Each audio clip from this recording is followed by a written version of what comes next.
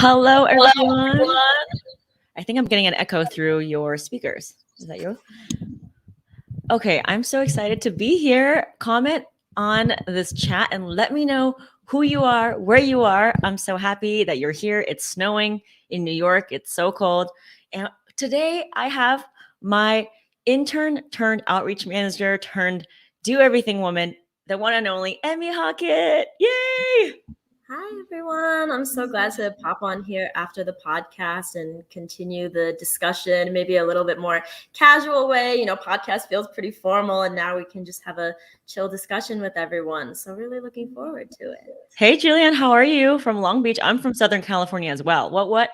Okay, so the podcast is going to be released, and as you know, every Monday is going to drop in a few days, but this is a preview because this new episode is going to be about how to delegate outreach to an intern or an assistant. The whole point of this method is not relying on other people's relationships. I can't tell you how many people have gone through an agency and them not delivering, and they're still stuck not knowing how to even pitch or do anything, right? So I'd rather you do it right the first time. And if you want to work with an agency, at least you know what your story is, right? So Emmy, why don't you talk to me a little bit about kind of this mindset of you can do outreach on your own. You can work with an in-house assistant and you don't have to hire an agency to do it.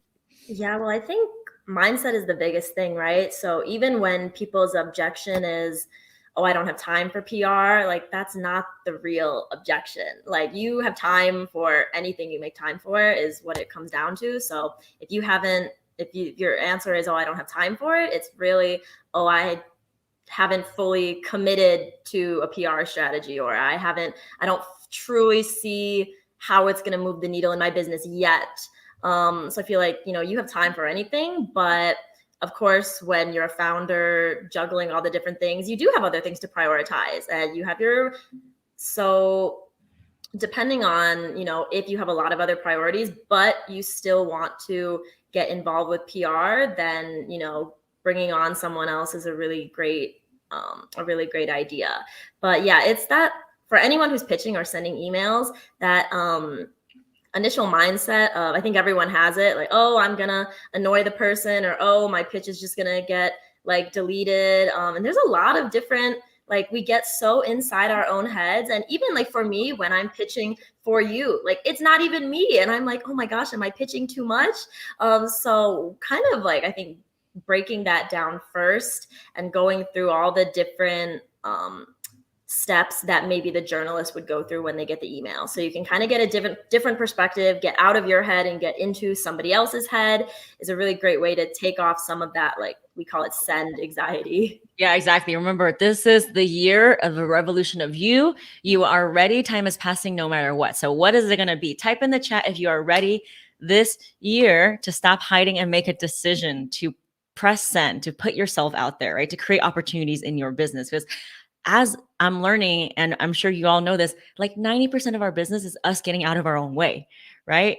So that's what it is. So we did this training probably, would you say, like a year ago, right? And it's in the PR Starter Pack portal. Obviously, there's more extensive training in there, but I just wanted to quickly share with you the slides that we have created about, hi, how are you from Maui? Who's the lucky one in Maui? Oh my God, that's too much. Okay, let me see if I can share my screen with you. Okay, what are you seeing now? How do I share my screen? Are you seeing this screen? Okay. So this is called how to outsource outreach. We're going to just blow through this really quick because I want to take some answers, right? How to create a simple and effective outreach strategy that anyone can manage. And again, it could be a paid intern, it could be an assistant, like somebody that is sending emails on your email, like a team at or a hello at. So you know exactly when it's being open. You don't have to wait for some PR agency to tell you every week what they did, right? Again, it's all about giving the power back to you. And that is really the beauty of this. So you have your media contacts and the pitching templates, all of which, I have in the starter pack. And let's say you're just doing it on your own, right? You have a Google News alert, you're copy and pasting emails, that's fine. But what you need to do now is actually get someone to send the pitch, right? And if you come to my masterclass happening next week, I'm going to show you exactly how to write the pitch. But after you have the pitch, you want to send it out, right? I think it was Roosevelt or somebody that said, I don't really believe in luck. I believe the more I take action, the luckier I get, right? So it's all about pressing send. So I'm going to go through these slides. How to hire an intern or a virtual assistant. So Emmy, do you want to kind of talk to people about how they can find somebody who is trusted that can send emails on their behalf? Yeah, and this is like a huge question for people because it's such a new space that we're seeing with the contract freelancer type of work. It really, really blew up last year. So you have actually a lot of opportunity when you're looking for someone. Me personally, I just use Instagram when I see people's accounts that I like. You can just message them. Are you taking clients? I really like your work.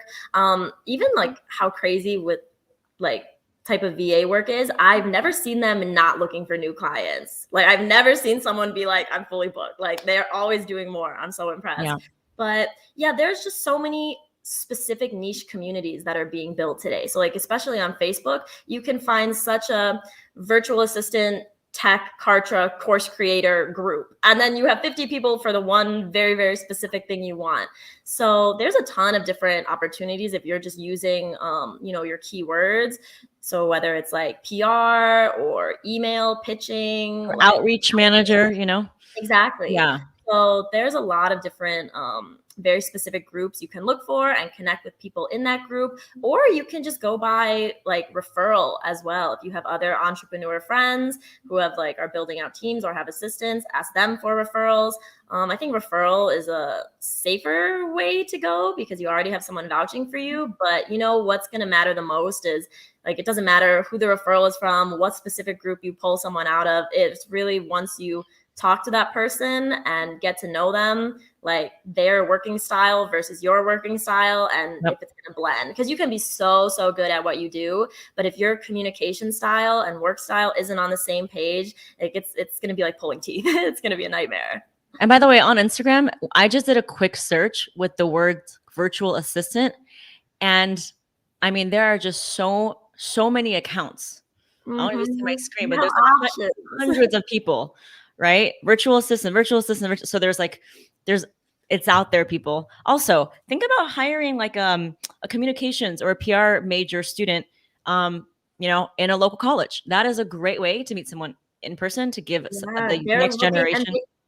Those administrators will do all the work for you, blasting out the email, what you're looking for. They'll go through the students. Okay, we have some people for you. So we've definitely found some interns that way as well. So yeah, take advantage. I mean, it doesn't even have to be the university you went from. I mean, maybe you still have a contact there, so it's easier, but it could be any local one as well. Yeah. Just message and say you want a marketing or outreach student, and somebody who's interested in marketing communications. So a couple of tips and reminders is, again, this is about you owning that process. So you want to make a new team email. So I have team at Gloria Chow PR. I have hello at, I prefer team. It sounds less spammy. I wouldn't do PR at. It's spammy if I'm a journalist and I'm getting an email that's like a PR ad. I'm like, that's another agency, right? So I like team. So team at yourcompanyname.com. You want to give access to this person that you hired. You can use things like LastPass or password keepers that auto-populates passwords. So you're not actually giving them a physical password. But again, I really trust Emmy. So Emmy knows like all of my passwords. So it really is a decision you have to make. Another thing is you want to give them like LinkedIn or Instagram access. And if you come to the masterclass next Wednesday, I'll tell you exactly like why it's so important that it's not just about the email, but it's also about connecting with them on LinkedIn, because we're all at home. No one's going to fancy events. So everyone's online, and you should just shoot your shot because it's just as good as the next person's, right? Another thing is when you are emailing people, you do not need to send like these high-res photos or all kinds of media kits. Wait for them to say, okay, I'm interested, send me more. But what you don't want is to like add all these attachments, because it might trigger their spam filter, right? And I've actually interviewed a lot of journalists, and and high profile podcasters, and they say like, I usually prefer like a link that you can it's a link to a Dropbox or a link to a high resolution photo if you do make a product. So I understand that like if you have a product, it's a visual thing. So again, try to have a link for it, but don't include it as an attachment because it's going to trigger their spam filter. Okay, Emmy, do you want to talk about quickly the do's when sending out pitches? Yeah. Okay. So, if you have your media list, you join the PR starter pack, you have, okay, 40K plus contacts. That's a little bit overwhelming, right? So first we want to just like niche it down, what industry do you want to focus on? And then even what like size outlet, right? Because you have your tier 1 publications, you have your medium ones, you have your super niche local outlets. So try to pick a category first, and it could be every week or every month, this is the one we're going to focus on. And the reason I say that is because, when you are, say you've written your pitch, you have like a good base outline, there's still a little customization that needs to be done, right? On, whatever compliment you want to give the journalist or whatever like connection point you want to make. So if you're pitching to the same similar niche, it's just a little bit less customization you'll have to do every pitch, makes the sending out much more organized, a little bit easier to keep track, and then track the data within that category. So maybe you found that you're pitching local niche outlets, but for some reason more women are responding to your pitches than male journalists. So you can kind of track data a little bit easier when you're keeping things more organized like that. And let's see. And then, also setting kind of specific dates, staying along with that organization model, especially if you're outsourcing. We've found that, Monday, Tuesday, Wednesday, earlier in the week works best in order to get those responses quicker. And then also that leaves you, Thursday and Friday to review and discuss and refine maybe for next week if you're working with that team member. And what do you mean by 357? So like send 3 emails and then follow up. Like what like you can either send 3 emails or 5 emails or 7 emails a day? Yeah, I think it's good to kind of set like a base amount you're going to send every day. It's just easier to check the task off and stay on track.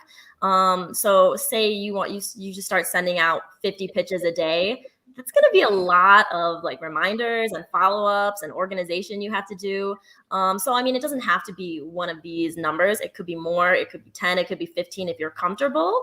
If you have maybe a more experienced assistant, but, if you have like a newer intern, you don't want to overwhelm them right off the bat. So just kind of ease into it and nail down like your strategy and make sure the workflow is good, really set first. And then you can always like up the amount you're sending every day. Yes, go easy, like grow into it, don't go into it. So when Emmy was working with me, obviously before that I was sending out my own pitches for clients, but now she was pitching me to get me onto podcasts. So I told her, I'm like, send 5 at first, and then we upped the amount to like 7, and then that following week she would follow up on all of the emails that were open. And again, I want you to install an email tracking device so you have analytics on when and where your email is getting open. We have found that sending emails on the weekdays, Monday, Tuesday, and Wednesday, around 9 to noon Eastern is great because it means you're at the top of their inbox.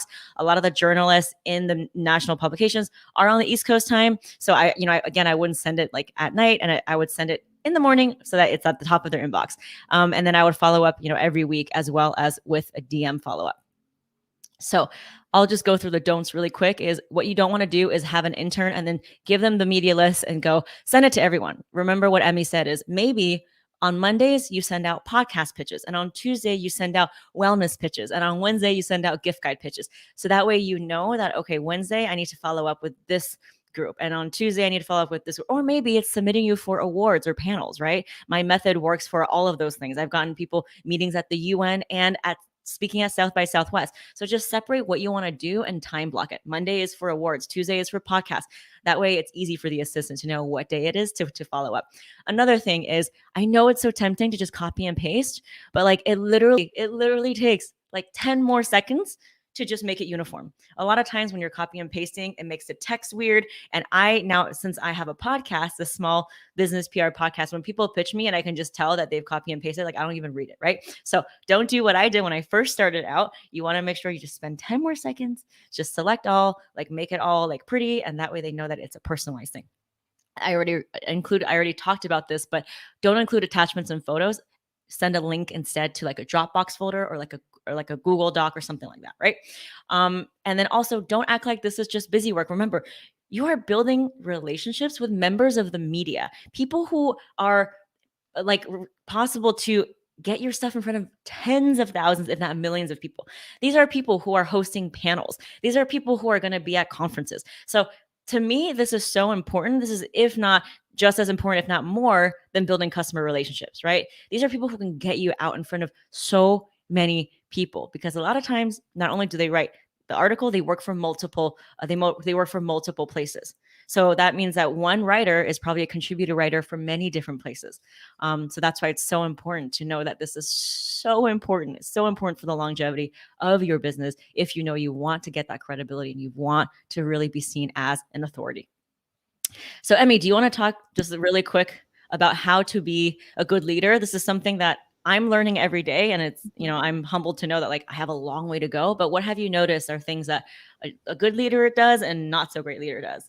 Yeah, so like I mentioned a couple slides back, when you're in the process of hiring, if you can choose between like skill and experience over like enthusiasm and genuine interest to work with you, I think it's better to go with someone who really, really wants to work with you. Because like experienced virtual assistants, there's no lack of clients for them, right? They can go to anyone they want. But for someone to, genuinely take the time to discuss why they want to work specifically with you, maybe they even reached out to you first. Like we get a lot of students reaching out to you. Oh, I'm a PR intern. I love what you do. And that kind of enthusiasm you can't buy, right? Like you can't buy that type of enthusiasm and connection. So I think that's a good like first point. Like make sure someone you're working with is actually like invested in like working and growing with you. So yeah, that's kind of like the difference between like an intern and like a virtual assistant. And I think, we talked a little bit about it. Don't treat like a part-time contractor like a full-time employee in terms of your expectations for them. So if you are paying someone for 2 to 3 hours of work a day, you cannot expect them to be on the clock 24/7. If something happens outside of their time block, oh, can you fix this really quick? Like that is really not their responsibility. And those like little things, like maybe it seems like, oh, once or twice we have something, you have to bother them outside of their time block, but it will add up. It will add up because it's boundaries, right? If they don't stick to them, why would somebody follow them? It's just, that type of communication. So be kind of careful. If you're paying for part-time, you're getting part-time. But on the flip side of that, you want to make sure, even though they're part-time, that's still a big investment into your business and like how you're growing and, the goals you want to achieve. So you need to really see that person as like a valuable part of your business, even if they are just a virtual assistant working a couple hours a day, because what they're doing is, you hired them because you need them for something to help move the needle in your business. So yeah, maybe they're not full-time, but you want to treat them like, they're an invaluable part of your business. Because like I said, contract workers these days, it's like a no BS thing. They will leave so quickly, like the minute they start getting, they don't feel like important or like don't feel like their time is like being valued. So yeah, just be careful with that. So find someone enthusiastic, treat them well, don't have unrealistic expectations. And that all comes from good communication. And it might be hard. Like they might really want to work with you. And then it might be something that comes up later down the road, you're working together, but because you have such a good connection, people are a little like hesitant to talk about how they are really feeling. And like, I've seen that tons of times. Once you start, actually building like a solid like team relationship, it's no one likes to have those uncomfortable conversations, right? Because it's uncomfortable, but it really will build up until, it's too late. So, have those like tiny, uncomfortable conversations while they're still tiny. And then it's really easy. You know, it's done 30 minutes, an hour, maybe, and moved on, rather than an entire like board meeting type of thing. But yeah, so I think that's, you know, just communication. And it's so easy to say communicate, but it is a difficult thing to do. Yeah. And it's humbling for me because Emmy has been with me since the beginning when I was a hot ass mess. I had no idea what I was doing. I just knew I knew how to pitch and get people featured, right? No idea that running a business was so many other things, especially about building a team. And it means that if you invest in an intern for one day, if they work for you for one day, you have to train them every single day, sit down with them, the systems, the workflow. You can't just have them watch all these Loom videos. So it has been, and that's probably the single hardest thing for me is realizing the gaps in leadership and what I could be and how I'm not there yet. So I am actively every day trying to work on my leadership skills. And Emmy and I have come a long way because I used to be that person. I used to be messaging her all the time. Why doesn't this get done? Oh, you missed a spelling mistake. And so when you keep picking at someone and you expect that perfection, but you're not, paying like above a premium, it really demotivates them. And it makes them be like, you know what? I'm just going to get my task done and I cannot wait. You want someone who is looking forward to working with you, right? And so through the years of working with Emmy and working on myself, I'm taking a more laissez-faire approach because when you don't give people accountability and you don't live in the space of trust and you just see it as a transaction, they're not going to want to work with you and they're not going to want to care, right? So that's just my own personal journey. So type in the comments if you can feel me. Before we hop off is two things. I want you to sign up for the masterclass. It's the first time I've hosted this live in over 10 months. 10 months. So I'm redoing my slides. I have 4 time slots. I'm going to go live 4 times. It's going to be exhausting, exhilarating. We're going to have some surprise guests, all of it. It's going to happen next Wednesday and Thursday. So sign up at gloriachowpr.com/masterclass. Please, please, please tell all of your friends. I don't know when I'm going to do this again, but the last time I did this was 10 months ago live. So if you want to come onto a live webinar with me, if you want to get into the room and talk about pitching, the anatomy of a pitch, I have new pitches that my friend shared with me that I am going to reveal about why she didn't like it. So these are the time slots, right? If you go on to gloriachowpr.com/webinar. And I would also say, like, bring the assistant or the team member or the potential intern, like, hey, watch this class, because I had zero, none. I didn't even know what PR stood for. And then I watched Gloria's class and started working with her. Like, it just, the methods make sense. So, if you're thinking about having someone take over this outreach, just send them to the class. It's easy. Who needs a Loom video? It's possible. Yeah, we went from not ever being on a podcast to getting on 30 podcasts in 6 months. So it's possible. It's just the method works. It's proven. You only need like a 3-step method. And I've been able to replicate this for so many founders.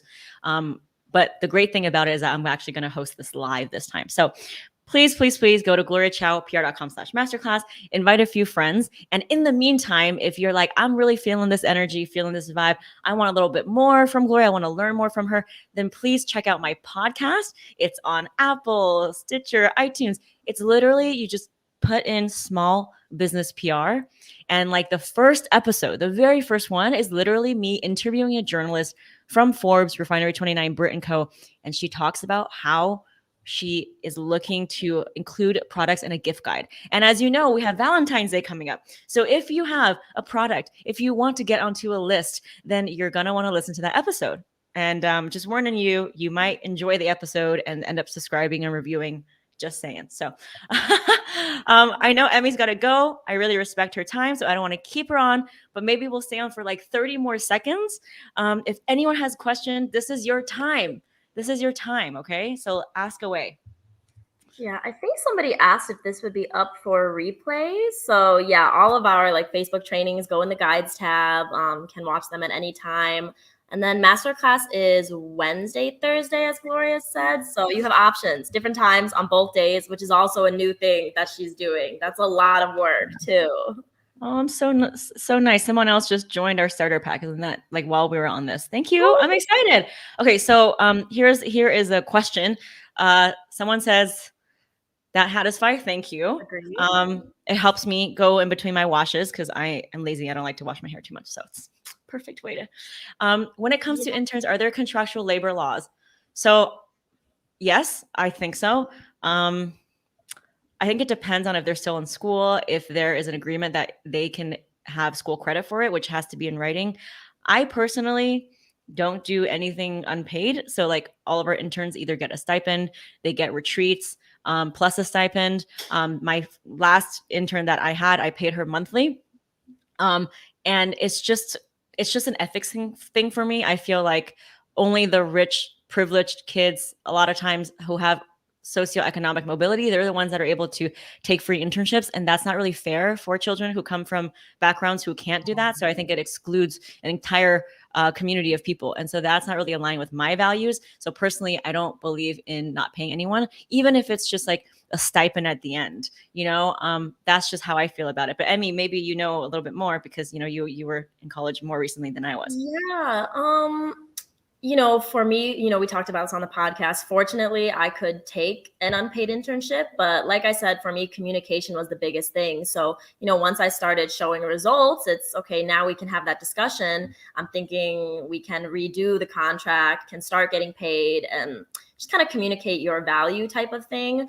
And pay is not everyone's biggest motivating factor, right? Like, we've seen people reach out to Gloria, even current clients I'm with, they're like, I will work for free. I just really want to experience your company culture and see what you do. So I think it's a little different when you're blasting out like an application that says, oh, unpaid. Now the only people that can apply are people that can afford to. But if there are people reaching out to you specifically, like I said, that enthusiasm for working with you and what you do, I think you have a little bit more leeway. Like, you're not excluding anyone. They did the work to come to you because they really respect what you do and are interested. So hear them out, discuss, negotiate what you have to. But I don't think there's too much wrong with someone like begging to work with you, like if they really want to. Yeah, exactly. Yeah. So I think our time is up. Emmy is a busy gal. She is now a CEO of her own company, and she started off as my intern. I'm so proud of her. So let's give a round of applause to Emmy. And I wouldn't be here without it, which is why I'm still here. Like, I'm never gonna feel like I'm not part of this community. Aww. Because it really will get you where you need to go quickly. Aww, thank you so much.